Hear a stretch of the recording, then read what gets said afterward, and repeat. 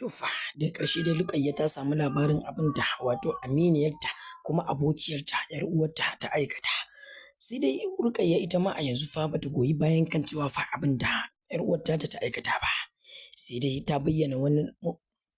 ɓoyayyen al'amari inda bata sani ba ta ruɗe inda take cewa laifinsa ne. Sai dai wato Abba Galadima ya nemi da ya ji wane ne aka ce laifinsa ne, inda ta bayyana masa kan cewa laifin Presido ne, shine wanda ya bata shawarar kan cewa duk wanda ya nemi da ya rena ta ita ma ta nemi ta rena shi, duk wanda ya nemi da ya wulakanta ta ita ma ta wulakanta shi. Wannan ne ya ba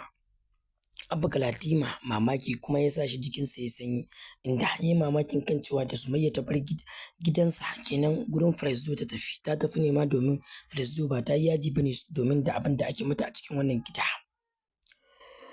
To masu kallon mu da sauraron mu barkanku da jimirin sake kasancewa da mu a cikin wannan tasha ta mai albarka mai suna Duniyar Sharhi TV.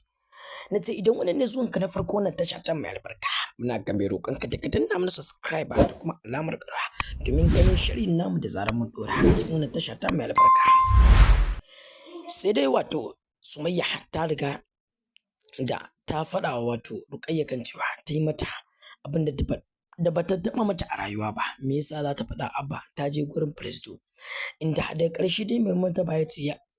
yi umarni kan cewa a je a kira masa Presido, ma'ana a tuwo masa da shi ya rufa da domin da ya faɗa musu me ya faɗa wa matar Abba har ta aikata wannan abu. Sai dai Presido ba a samu damar ganinsa ba domin a yanzu ya riga da ya zama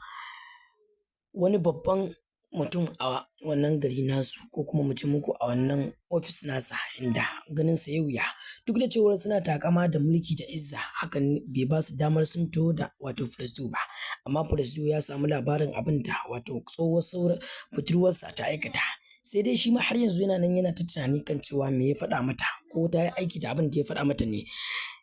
inda ya ce ko ma me ta yi daidai ne domin ‘yancinta take so ta kwato wa kanta.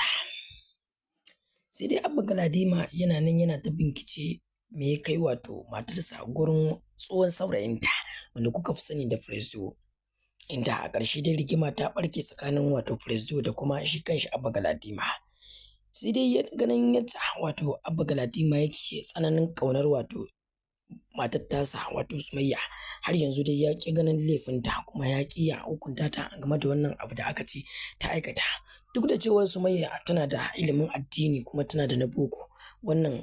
abu da suke mata a cikin gidan surkanta, hakan ne yasa ta je ta faɗa wa wato tsohon saurayin ta Presido, duk da cewar a yanzu ta ɗauke shi a matsayin yaya kuma uba ɗan uwa na jini, domin ganin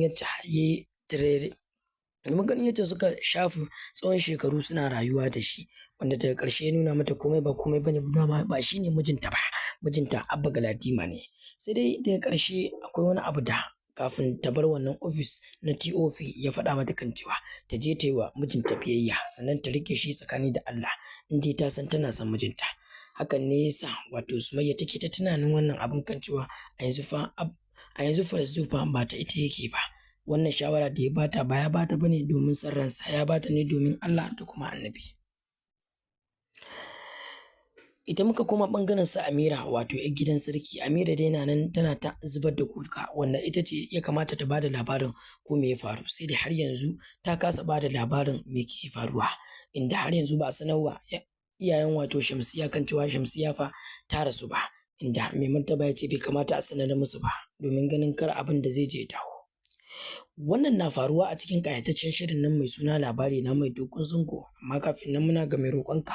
idan har wannan ne zuwanka na farko wannan tasha ta mai albarka, ka danna mana subscriber, sannan ka danna mana alamar ƙararrawa domin ganin shirin namu da zarar mun ɗora.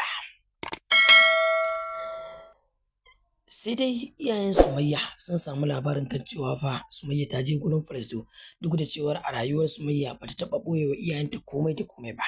inda an ba ku manta ba mahaifin Sumayya ya zo yana ta jiranta a ƙofar gidan wato babbar ƙawarta wato Rukayya, sai dai ta faɗa masa kan cewa babu komai, ta raka su wato Rukayya ne ta je ta yi wani shopping, shi ya sa ma suka fita, amma da ba dan haka ba da tuni ba ta fita ba. Inda mahaifinta yake ta tunanin wannan magana, mahaifiyarta kuma tana ta tunanin kan cewa me yasa za ta yi mata ƙarya, me yasa ba ta faɗa mata gaskiyar za ta je gurin Presido ba, ko da a ce za ta kafa mata sharuɗa. Ku ci gaba da bibiyan mu tare da bayyana ra'ayinku a cikin wannan tasha tamu mai albarka. Mun gode masu kallon mu da sauraron mu.